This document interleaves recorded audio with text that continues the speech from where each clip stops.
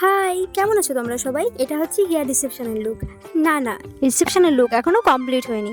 যখন সাজানো প্রায় কমপ্লিট, শাড়ি পরাটা বাকি আছে, তখনই এই ভিডিওটা করা। অনেকে ভুলেই গিয়েছিল ভিডিও করতে, তারপরে মাঝখান থেকে কেউ একজন বলে দিয়েছিল, কই তুমি তো ভিডিও করলে না, তাই জন্য এই লুকটা একটু নিয়েছিল।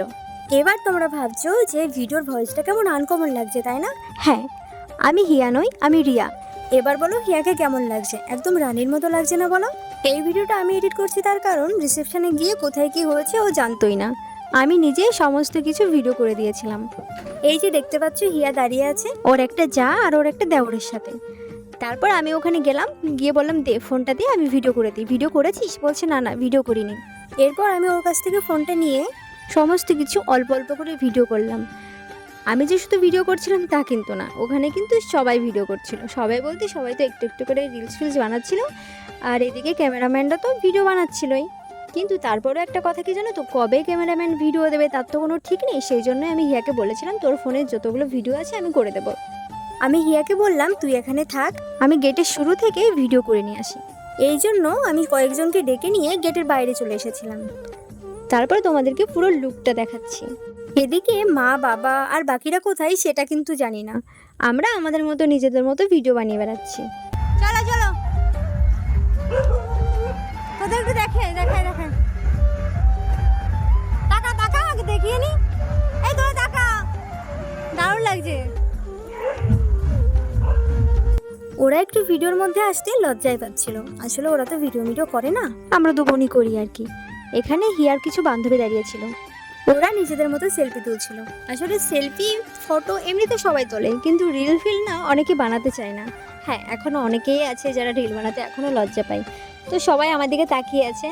এখানে ফুচকার স্টল বসেছিল ডান সাইডে, আর বা সাইডে এটা হচ্ছে স্পেশাল, এটাকে কি বলে মকটেল। এটা আগে কখনো খাওয়া হয়নি, আমি জানি আমার মতো অনেকেই আছো। এখানে অনেক ধরনের ফ্লেভারের মকটেল পাওয়া যাচ্ছিল। অনেক ভিড় ছিল তো, তাই ভাবলাম ভিড়টা আগে হালকা হোক, তারপর আমরা সবাই খাবো।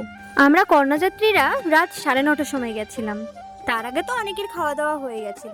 জানো তো, আমরা 2-3 মাস আগে প্ল্যান করে রেখেছি যেদিন রিসেপশন হবে হিয়ার, সেদিন আমরা 6টার সময় যাব। খুব বেশি দেরি হলেও ওই 7টা 7:30টার মধ্যেই আমরা ঢুকে যাব, কিন্তু আমরা সকাল সকাল যাব। মকটেল স্টলের পরেই আবার ডিজে এনেছিল। এই জিনিসটা আমার একদম ভালো লাগে না। হ্যাঁ, ভালো লাগে ওই দুর্গাপুজোর ভাসান, কালী পুজোর ভাসানের সময় ঠিক আছে, কিন্তু বিয়ের অনুষ্ঠানে ভালো ভালো গান চলবে তা না, ডুগু ডুগু ডুগু ডুগু শব্দ করে গানটাকে উলট পালট করে আন্দাজ ফান্দাজে কী সব করে দেয়, নাচের কোনো তালই পাওয়া যায় না। কিন্তু আমার যে ভগ্নিপতি মানে হিয়ার হাজবেন্ড, ওনার খুব ইচ্ছা ছিল যে ওনার বিয়েতে ডিজে আনবে, সেই জন্যই ডিজের ব্যবস্থা করা হয়েছিল। আর আমরা কন্যাযাত্রীরা অনেক দিন ধরে ভেবে রেখেছি হিয়ার বিয়ে রিসেপশনে গিয়ে ফাটিয়ে ডান্স করব, কিন্তু সেটা আর হয়নি। হ্যাঁ, একেবারে ডান্স করিনি সেটা বললে ভুল হবে, ডান্স করেছি, তবে ওই যে মিউজিকের সাথে একটু ডিজে ফিজে বাজিয়ে যেরকম আর কি হয়। এখানে বাবা, পিসেমশাই, একটা জেঠু দাঁড়িয়েছিল, আর এই পাশে এইটা হচ্ছে আমার দাদা, আর ওইদিকে আমার ঠাম্মি দাঁড়িয়ে আছে, এটা হচ্ছে ঠাম্মি, এইটা হচ্ছে আমার বান্ধবী। অনেকক্ষণ পরে দেখা মিলে খুব হাসি দিচ্ছে। পিছনে আরেক সুন্দরী, হাই রিমা বলছি কি কি তোর মাথা। তারপর ওখানে আর ওই যে আমার কাকিমা, এটা হচ্ছে আরেকটা কাকিমা, আর এটা হচ্ছে আমার মা।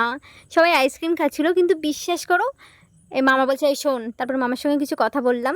দেখেছো আমাকে কি কোথাও দেখতে পাচ্ছ? পাবে কি করে, আমি তো ভিডিওটা করছিলাম। তারপর একটুখানি হিয়ার কাছে গিয়ে একটু চান্স পেলাম। এইটা হচ্ছে আমি জানি না তোমরা আমাকে চেনো নাকি, যাই হোক এটা হচ্ছে আমি।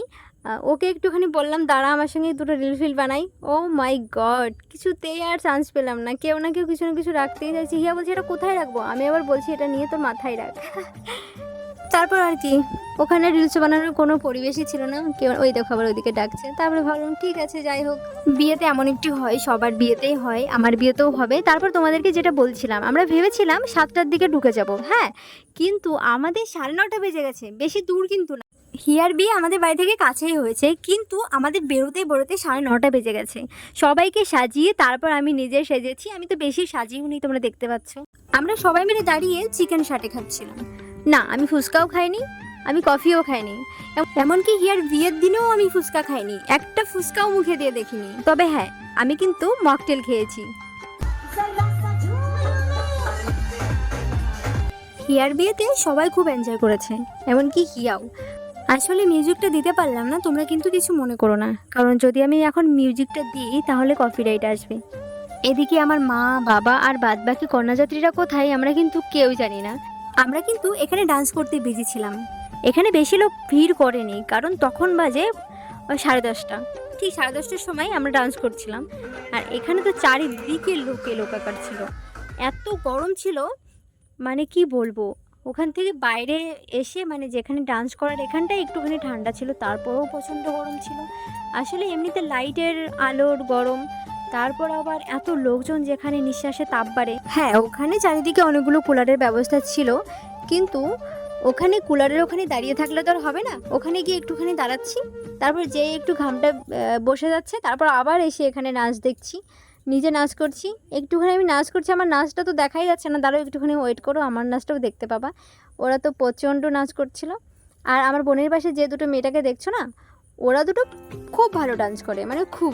সামনে যে লম্বা চুল যে মেয়েটাকে দেখছো ওই মেয়েটা, আর এই পাশে যে মেয়েটা আছে না ওই মেয়ে দুটো যেখানে থাকবে সেখানে পুরো মানে কি বলবো, মানে নাচের কোনো শেষ নেই। ওরা খুব ভালো ডান্স করে, মানে একটুখানি সামান্য মিউজিক হলেই ওরা ডান্স করতে শুরু করে দেয়। আর এদিকে হিয়াকে তো দেখতেই পাচ্ছ, ওরা 3 জন আমাদের পাড়া পুরো মাথায় করে রাখতে হয়। শুধুমাত্র একটুখানি অনুষ্ঠান যদি ফাঁক পেতো, ওরা ভাবতো যে নেই এবার তাহলে নাচ করতে পারবো। মানে ওদের খাওয়া দাওয়া, ওদের কোনো কিছু দরকার নেই, ওদের শুধু ডান্স করতে হবে। এই 3টে একসাথে ছিল। এবারে আমি একটু গেলাম, আমি অত ডান্স ফান্স করতে পারি না, তবে আমি ভেবেছিলাম খুব ডান্স করব। সেই অনুযায়ী মানে আমি তো জীবনে ডান্স করিই না, তাও আমি খুব মানে বোনের সামনে একটু ডান্স করছিলাম, যে বোনকে দেখে দেখে যে ওর মধ্যে একটু ডান্স করবে, কিন্তু আমি পারি না ডান্স করতে, শুধু লাফাই। আর যাও একটু আড্ডো পারি। পরেছিলাম শাড়ি, মানে কি করব যে বুঝতেই পারছিলাম না। শাড়িটা পরা ভালো হয়নি, মানে আমি নিজে কন্ট্রোল করতে পারি না, পাত তলে মনে পড়বে, সেই জন্য আমার দিদি বলেছে উঁচু উঁচু করেই পরিয়ে দিই। আমার ডান্স সাইডে দেখছো একটা মেয়ে, আমি ওকে বলছি আমার সাথে ডান্স কর, তাহলে ভালো লাগবে দেখতে, সামনে যাস না, সামনে ক্যামেরা রয়েছে। ওদেরকে আগে থেকেই বুঝিয়ে দিয়েছি আমরা 4 জন লাইন করে দাঁড়িয়ে নাচ করব, যাতে আমরা রিলসে ছাড়তে পারি। ওর মনে হয় খেয়াল ছিল না যে আমার সামনের ওপরই যাচ্ছে আর ক্যামেরার সামনে আসছে, কিন্তু আমি তো চেয়েছিলাম ও আমার সাথে ডান্স করুক, ও পিছন থেকে চলে যাওয়ার কি দরকার ছিল। এরপর খুব ডান্স করার পরে হিয়া ওর বড় যাকে ডাকতে গেল, তারপর ওর বড় যার সঙ্গে একটু ডান্স করলো, তারপর আমরা চলে আসলাম মকটেল স্টলে। এই লোকটার মকটেল বানানো দেখে আমি একটু ভাবলাম একটু ভিডিওটা করেই নিই, ভালোই মিউজিকের সঙ্গে মিলে মকটেল বানাচ্ছে, কিন্তু মিউজিকটাই আমি অফ করে দিয়েছি। এখানে আছে অরেঞ্জ ফ্লেভারের মকটেল ছিল এটা, এখানে অরেঞ্জ ফ্লেভার, তারপর ম্যাঙ্গো, লিচি সব ধরনেরটাই পাওয়া যাচ্ছিলো। আমি অরেঞ্জটাই নিলাম, আর বাদ বাকিগুলো যদি আমি খেতে না পারি সেই জন্য। ফার্স্টে বলেছিলাম ম্যাঙ্গো, তারপর বললো যে নেই, ওটা ফুরিয়ে গেছে, অনেকগুলোই ফুরিয়ে গিয়েছিলো। তারপরে সেই 11টা সাড়ে 11টার সময় আর কতই বা থাকবে, সেই জন্য অরেঞ্জটাই খেলাম। আমি আবার এখানে একটা ডিফারেন্ট টেকনিক ইউজ করেছিলাম। সবাই খাচ্ছিলো তো, সবাই এক এক রকমের ফ্লেভার নিয়েছিল, আমি সবার থেকে একটু একটু করে খেয়ে বেড়াচ্ছিলাম।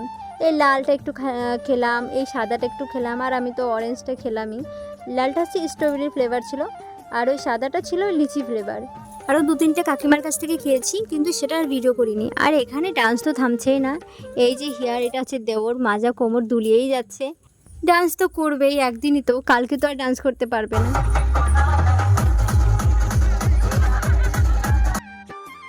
এরপর হিয়া খুব চেষ্টা করছিল যে ডান্স আর করবে না, কিন্তু ওকে সবাই খুব জোর করছিল, ওর দেওর ওকে বলছিল চলো আর একটুখানি ডান্স করো, তারপরে তো সব শেষ হয়ে যাবে, ডান্স আর করতে হবে না।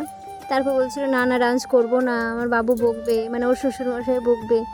তারপর বললো যে না ডান্স একটুখানি করো, বকবে না বকবে না। তাই ওই স্ট্যাচুর মতো দাঁড়িয়েছিল, আমরা যে বলছিলাম একটুখানি ডান্স কর, আমাকেও বলছিল চলে আসো ডান্স করো, আমি বললাম না ডান্স করবো না। এইবার হচ্ছে এই পাশে ওর বড় যা ছিল, আর ওকে খুব উৎসাহ দিচ্ছিল ওর দেওর যে ডান্স করো, কিন্তু ও ডান্স করবেই না, কারণ ওর শ্বশুরমশাই বকবে সেই জন্য। কিন্তু আমরা বেকার ভয় পাচ্ছিলাম, ওর শ্বশুরমশাই ওকে কিচ্ছু বলেনি, ওর শাশুড়িও বলেনি, জানে তো সবাই একদিনের তো ব্যাপার, সেই জন্য কিছু বলেনি। ওনারা খুব ভালো, আর ওনারা জানে যে এখন একটু আধটু ডান্স সবাই করে, তাই আর কিছু বলেনি। এদিকে আমার এখনও খাওয়া হয়নি, আমি তো ফুচকাও খেলাম না, কফিও খেলাম না, ভাত খাবো। ও আইসক্রিম দিয়েছিল তাও খাইনি, এমনকি টিফিন দিয়েছিল সেটাও আমি নিইনি।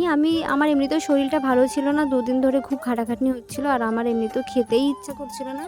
এখন আমি বুঝি যে নিজের বাড়ির বিয়ে হলে জানো তো মানে শুধু কাজ আর প্রেশার আর বিশাল টেনশন মাথায় থাকে, না খাওয়া দাওয়া কিছু হয় আর না এনজয় করা যায়। হ্যাঁ, করা যেত যদি আমি বোন হতাম, তাহলে হয়তো একটু করতাম। আমি জানি না, আমি বোনের জায়গায় নিজেকে বসিয়ে দেখিনি তো কী করে বুঝবো।